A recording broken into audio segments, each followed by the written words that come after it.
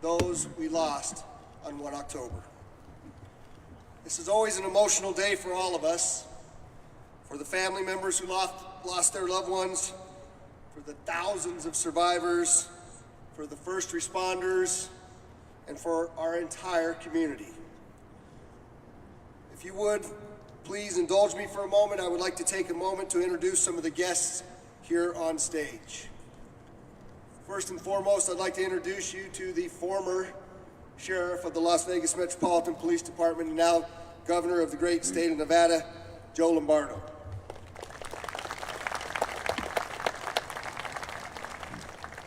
And the first lady of the state of Nevada is hiding out here in the audience, but Donna Lombardo as well. Welcome. Also the chairman of the Clark County Commission, Commissioner Jim Gibson. Commissioner Marilyn Kirkpatrick, Commissioner Tick Sigerbloom, Commissioner Michael Naft,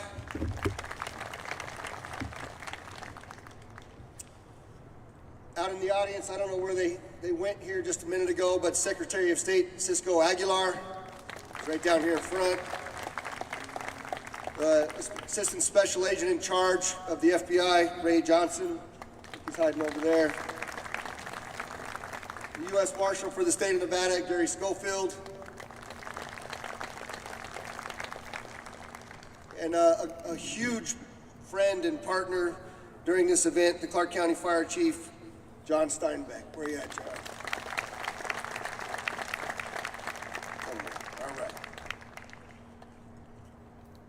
If you would, please stand if you are able for the presentation of the colors from the Southern Nevada Multi-Agency Honor Guard, in my opinion, the best honor guard in the country, followed by the national anthem performed by these beautiful young folks in front of me, the Academy Singers.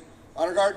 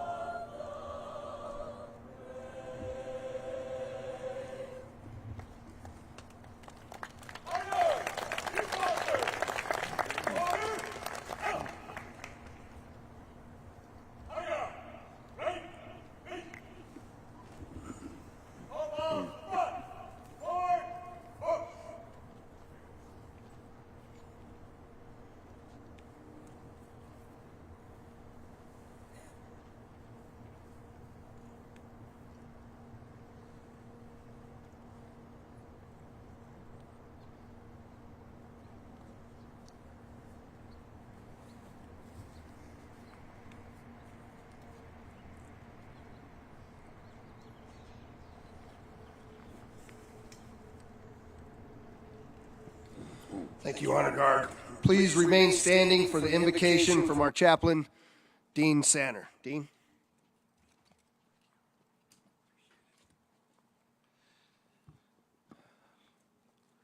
Let's pray this morning. God, we thank you for this day, and we need your presence. We ask for you to be here over every aspect of this ceremony today as we reflect and as we remember. We remember some difficult things today, but we also remember the healing stories that are being told. And you are a God of hope. You take what the enemy meant for evil and you use it for our good, and we thank you for that. And Lord, today we thank you for the inspiration that you've given our governmental leaders and our community to be able to provide places of healing like the Healing Gardens, the Resiliency Center, and the other opportunities for healing that are coming forward. And Lord, we thank you that our community has risen in unity to overcome and to walk in victory. Lord, many people walked through the valley of the shadow of death that night, but you have told us we don't need to fear evil, for you are with us. Your rod and your staff, they comfort us, and we thank you for the hope. We thank you for the resiliency that you bring to each of us. And finally, we remember the families, the victims, everyone that walked through that tragedy on that day. And Lord, although we don't get over trauma, we can get through it. And Lord, with your help today, we know that you can bring hope and healing to every family member that still grieves and walks through those difficult times, because you are a God of hope. And as sure as the sun rises every day, your promises are true. Lord, thank you that you can bring us victory and that we can walk in your power today. In the name of our Lord and Savior, amen.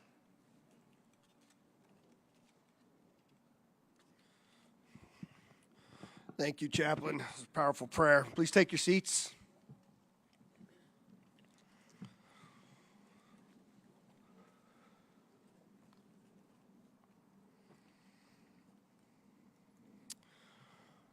It is now my honor and privilege to introduce to you the man who was leading the Las Vegas Metropolitan Police Department during this event, an absolute rock for our community and our police department, and now the governor of the great state of Nevada. Help me welcome Governor Joe Lombardo.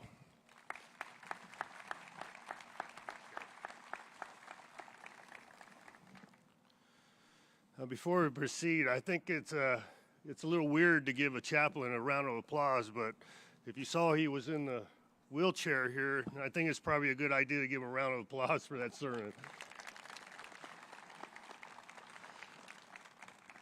Well, good morning, everyone. 1 October, the senseless tragedy that took innocent souls, upended our lives, and devastated our community. As each year goes by, it doesn't get any easier to grieve the lives we lost.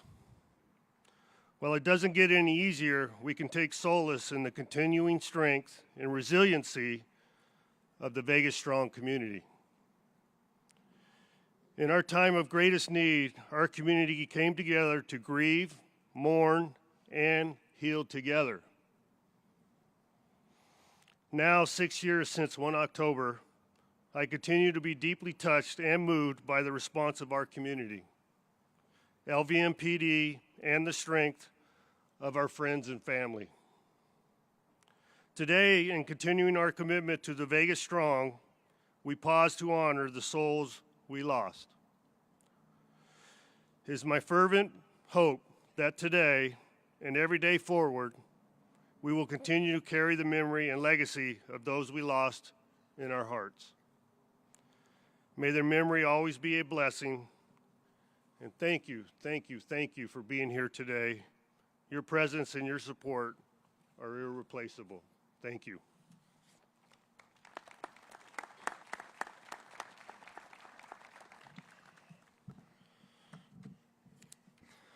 Thank you, Governor. Before I start my remarks, I'd also like to just pause for a moment and acknowledge all of the family members sitting in front of us today. God be with all of you. Thank you. We come here every year because it is important for us to continue to help each other heal, to help each other be strong in those moments where we may feel overwhelmed in our grief, and to help each other remain resilient. On October 1st, 2017, I was your undersheriff, and I will never forget that my wife and I had taken our kids to a show on the Strip that evening, not far from the festival grounds. We had just gotten home when the first calls of the shooting came in. I called now Governor Lombardo. We decided where each of us was going to go, and I rushed immediately to the command post. My wife, who also worked for the department at the time, went to the headquarters, and we, like all the other first responders, began the never-ending work of quelling the violence and beginning to try to take care of our victims and survivors. That night forever changed us all. It was like living a nightmare, and it left many with scars, both emotional and physical. Metro, as an agency, has changed. We lost an officer that night, Charleston Hartfield, who was there to enjoy the concert with his wife. Many of our officers were working the concert who rushed into danger and today are still dealing with their own scars. So all of my call takers and dispatchers who answered thousands of calls for help that night. But we as an agency learn lessons out of tragedy to help keep our community and all who visit our city safer in the future. We built the Joint Emergency Training Institute so that police, fire, and medical can train together in ways that we never have before, with the ultimate goal to save lives. And we, as a community, learned how important it was to lean on each other, friends and strangers, to begin the healing process and to become Vegas strong. 6 years later, we cannot forget those moments of resilience in the face of unspeakable tragedy. I want you to remember how we looked out for each other, how we helped each other. We lifted each other up through the darkest of times. That is what remains with me to this day, the love of our community. Every year we gather to remember, and in the coming years, the permanent 1 October memorial will be built to make sure the world remembers this as well. There's a number of folks that served on that committee that are sitting out here that ended up with the final design that went through a lot of trial to get this right. Would you all please stand and be recognized?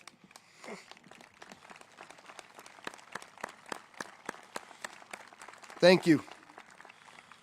The memorial will celebrate the lives of the loved ones who are no longer with us, and it will remind us of the light they left behind to help us remain Vegas strong.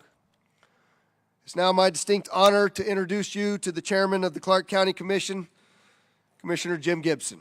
Sir.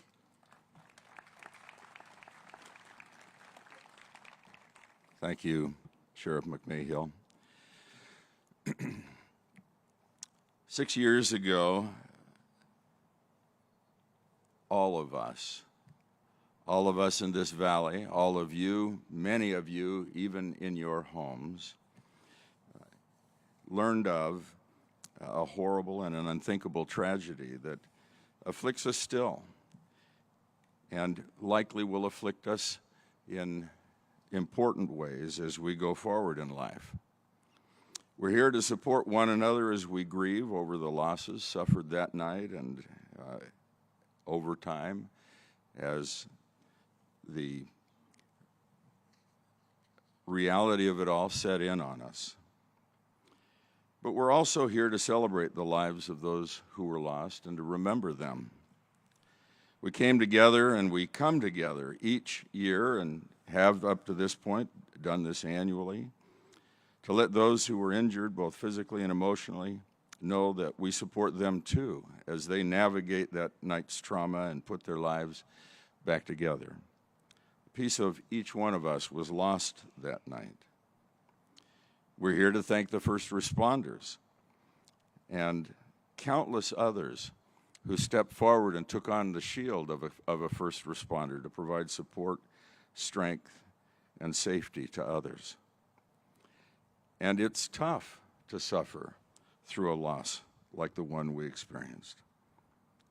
With each passing year, we tend to lose a little more because our memories dim. We need to fight that tendency because the folks who were lost live on in our hearts, and the things that were lost live there also. It's a natural evolution of things, but it's important for us to remember that we can never forget what happened because of the incredible lessons that we learned that changed the community forever. We came together, as has been mentioned, as a single community. We brought light to places that were dark, comfort where there was affliction. We rose above the awful circumstances, and this community demonstrated that it is unique, one of a kind. The outpouring of love and support we received from one another and from across the country and from the world was noteworthy. The strength was here first, and it spread across the entire world. It is something that we're proud of. It's something that we still reach for and are nurtured by. It's important for us to remember what we saw and how we responded, because we each can model the example of love and support that we've seen and felt from others. And we can bring the blessings of association with one another with compassion and love and strength now and on into the future. And it isn't only that event. There are things that would tend to divide us. And we've developed the capacity to know we don't need to yield to the influence that would divide us. Now, we want those who have passed on to be remembered and those who have been left behind and future generations to know of the love that we felt as a community that day and of the horrors that we experienced because of the incredible lessons that we learned. Part of that recovery was the work that has been mentioned by the 1 October Memorial Committee. Thank you so much for the way that you conducted yourselves. My fellow commissioners and I have approved a permanent memorial called Forever One on the ground there adjacent to the boulevard, where we'll be able to erect an incredible remembrance that will bring healing and its influence into our lives for the rest of ever, and yet keep in front of the public for that same time the lessons that were learned and the experience that we had. I'm grateful for the approach that that committee took, the thoughtful and deliberate way that they acted. I remember thinking, oh my gosh, how are we going to live through this if it takes that long? We've got to get this going. And they taught me a lesson about being deliberate, about listening to everyone, about reaching out and finding what this community feels would bring real healing and real support and real strength to all of us, and in particular to those who suffered personal loss. I can't thank you enough. I want to thank the JCJ Architecture firm for the inspirational design. It's an impressive accomplishment. I also want to thank the Community Strong Project. 3 women, Connie Long, Shauna Bartlett, and Brandy Lewis, and I have to say, and their husbands in all likelihood, raised for us $85,000 toward the construction, the design, and the work on that memorial.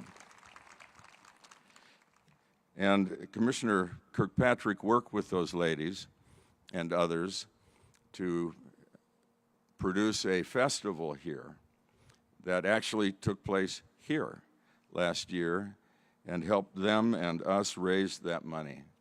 Thank you so much. There will be more available on their website as we get into a fundraising effort over the next couple of years. Our work isn't done yet. We're working to establish or select a nonprofit organization that will oversee fundraising, construction, and maintenance of the memorial. And we have jumped the hurdle and are well on our way to the finish line with this incredible design. I want to encourage you to go into the Rotunda Gallery to my right. The exhibit there has a model, storyboards, and information about the Forever One Memorial, as well as a selection of creative expressions that were submitted to the 1 October Memorial Committee as a part of its process for gathering ideas from the public for the memorial. I think that you'll find it meaningful and helpful in every way in great depth. So this is a day when we come together and we celebrate our love for one another and for those who suffer and those who have suffered and been lost. We celebrate the strength that we are as a community, and we celebrate a future that is bright, that if influenced by the things that we've learned, can make this community even stronger than we ever imagined, and we will need that as we go forward. Thank you so very much for joining us today.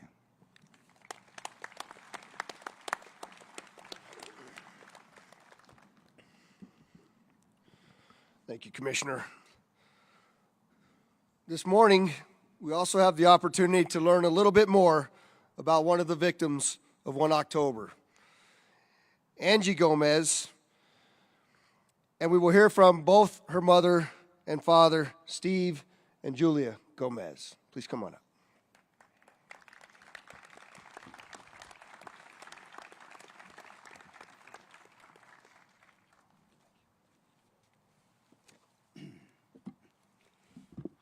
Well, good morning, all. Before we get started, I just want to let you know it's always nice to talk to a crowd where the podium is shorter than I am. So for those of you in the back, we are standing up if you can't see us. But no, we hope you are doing well these days. Again, my name is Steve Gomez. This is my lovely wife, Julie.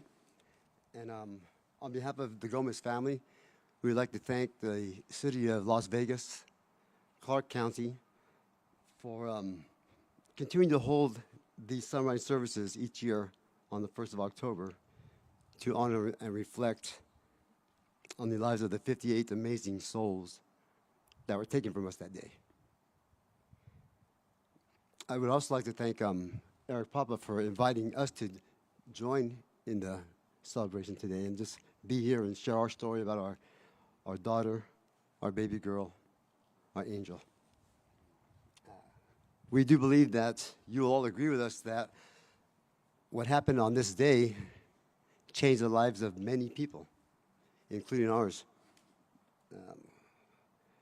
We became members of a club that we didn't volunteer for. We became a statistic in American history. Although we are here at the 6th year anniversary, I can tell you that the pain is just as strong today as it was back then. And we know that we will never get over this. However, we will get through it together. Julie and I believe that things happen for a reason. We met in 1995, and we knew at that time it was meant to be. We each brought in 2 kids to the marriage. Julie had a son and a daughter, Chad and Tawny. I had a son and daughter, Jeremy and Tony. Thus, we have our blended family of 6. In the early years of our marriage, while Julie was sure she wanted another child, I wasn't so sure. I was far from it.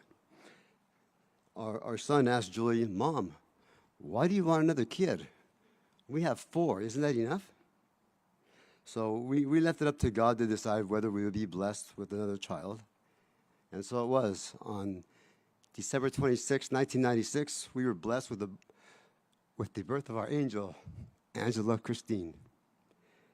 Christ angel, as she was born the day after Christmas. I must admit, we've been lucky and blessed to have raised 5 amazing young kids who are successful. They live on their own. They're showing kindness and compassion to others.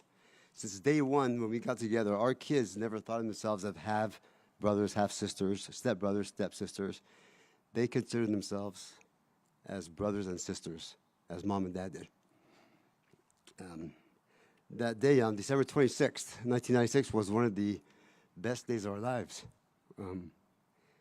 Angela was the Christmas bow that kept our family together.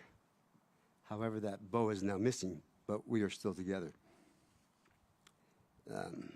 Besides being born as a special baby, she was a short, round bundle of joy, weighing 8 pounds, 6.5 ounces, 19 inches. And I'll tell you, for having 2 short parents, that girl was big. The first nurse, the nurse that came in this year first says, "Oh, what a cute little big baby." In fact, she had loads of rings of fat. Well, I can say you can literally hide quarters in her rolls. You know, most kids in our neighborhood have piggy banks to store their change. Our kids had Angela. So, she was a delightful, calm child from the beginning throughout her whole life. She was special. She just knew how to do things right. We knew she had a good sense of humor. At such a young age, she had a really good sense of humor. One of her teachers at her nursery school invited her to be in her wedding at the age of 4, to be her flower girl. So as we're all sitting at the wedding, Angela walks down the aisle. She's at the altar with all the bridal team, and she turns around and looks to see if she can find us. She looks around the entire church and spots us. She then has a big ear-to-ear smile, which tells us she's going to do something. So she gets her bouquet of lavender flowers, puts it on top of her head, turns around and smiles and looks at us, hoping we would laugh. Well, we did laugh, as the whole church did laugh. So that was her sense of humor. Just, it can be on at any time. During our family river trips, to get the laughs going on the water, Angela would start off by saying the alphabet. However, she wouldn't say it. She would burp it, A to Z, in one single breath. And that was talent. Now, I admit that's not the most best behavior for a woman to do, and I take full responsibility for allowing that, but only on the river. That was our family thing. And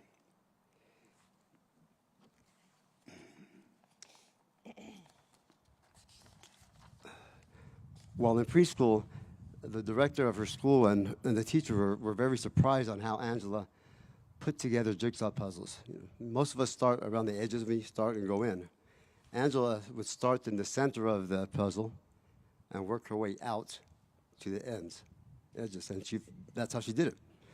She always did things in 3 steps or 3 phases. First time would be to do it. The second would be to remember it, and just remember it piece by piece. Third time would be to complete it as fast as she can without putting the piece in the wrong spot. She also did this with all the TV shows and movies she watched. She would watch a movie one time to watch it, second time to memorize it, line by line, third time to repeat it, line by line, to the end. There was times when we were watching a movie as a family, we'd end up watching Angela instead of the TV, because she was saying everything before the TV was.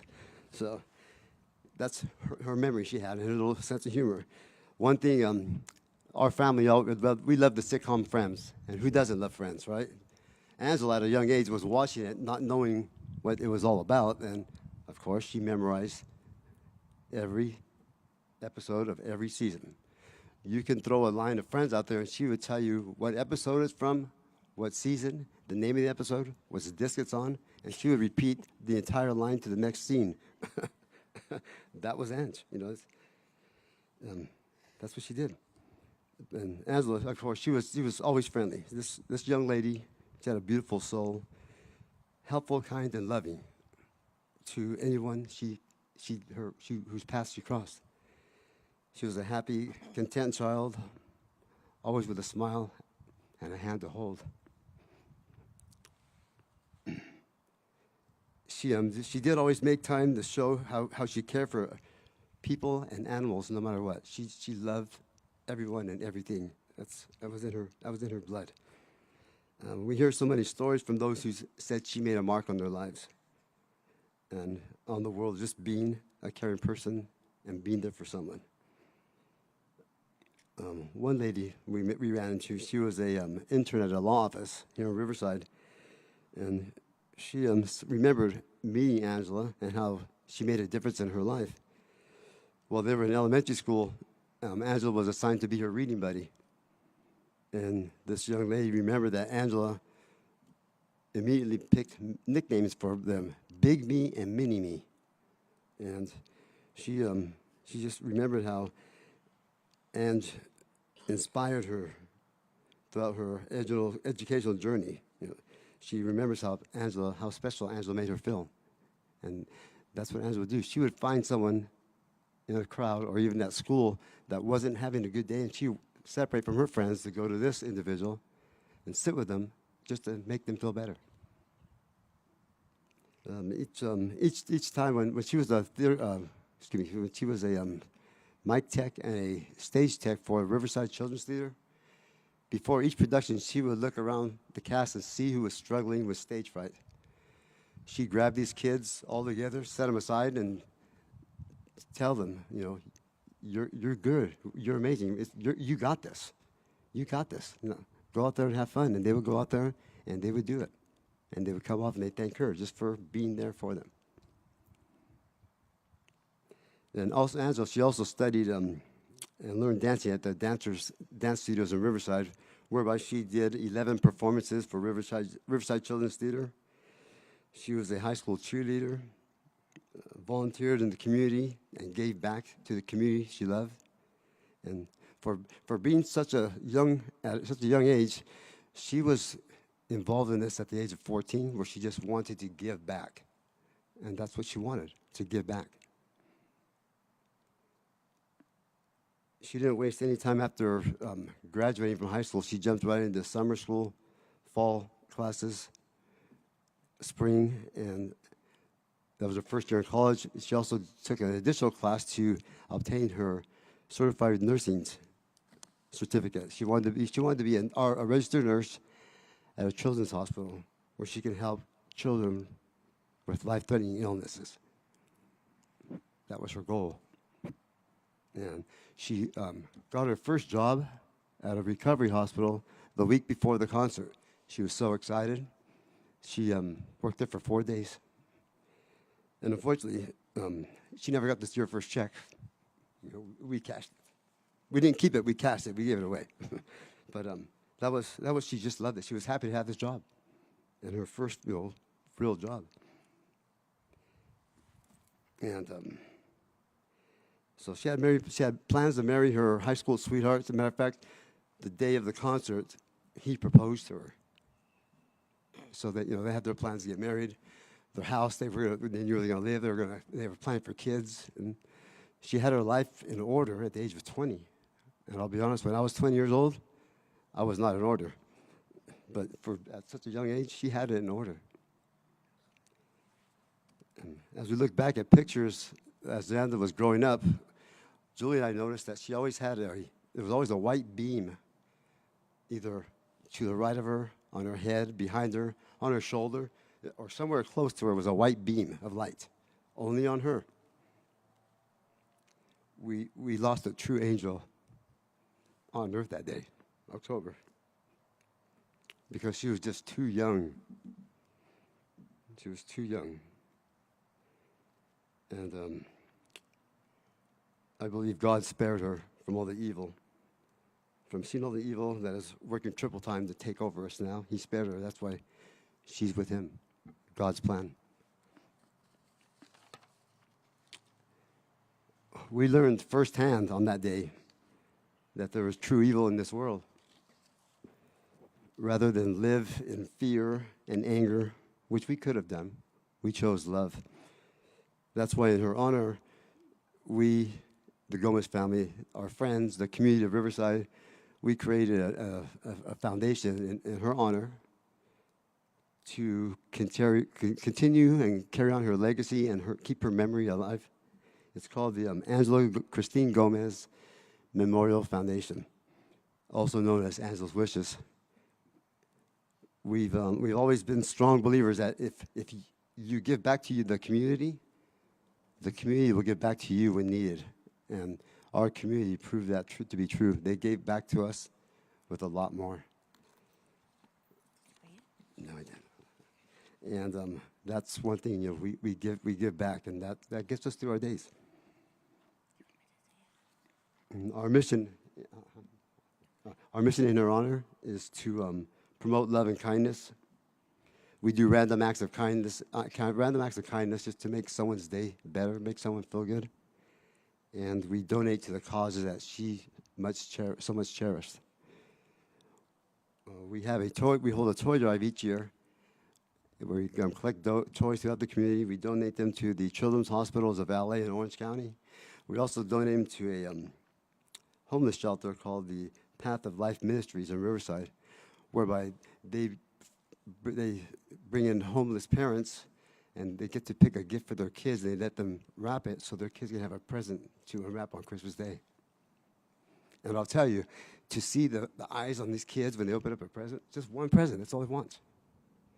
And to see the look on their face, that's priceless. You can't ask for anything more. It's heartwarming. And in addition to that, we partnered with the Mary S. Roberts Pet Adoption Agency in Riverside, California. We donate service dogs for the program that they have for service dogs that take to hospitals and help people suffering from PTSD. It's a big help, because we were told the first time they took these animals in, this gentleman hadn't talked in 4 months, and when the dogs came in, he talked, he smiled, he laughed. So it does work. And in Angela's honor, they named the program after Angela, which was very, very special. It's called Angela's Healing Hearts Pet Therapy Program. And that was special to us. And in addition to these, we grant 2 scholarships to 2 nursing students at the Riverside City College who are enrolled in the nursing program where Angela was studying to be a nurse. We grant a scholarship to a graduating senior from Riverside Poly High School, where Angela graduated from, a scholarship to the cheerleading squad to assist a freshman with the cost for uniforms and cheer camp. As we all know, that gets very costly and pricey. And every year we donate to the microphones and makeup to Riverside Children's Theater for each of their 2 productions. Those are all given in perpetuity, and it will always continue on when we're no longer here. And that's the purpose of that foundation, to give and share that love and give back to our community. Angela's Wishes was obtained approval from the city of Riverside and the mayor, Rusty Bailey, to commission artists for a mosaic tile mural of Angel's Wings. It's located on the exterior building of Mario's Restaurant in downtown Riverside, right across from the renowned Mission Inn. If you've ever been to Riverside, the Mission Inn is very famous for their lighting ceremony at Christmas time. The mural is called Angela's Wings.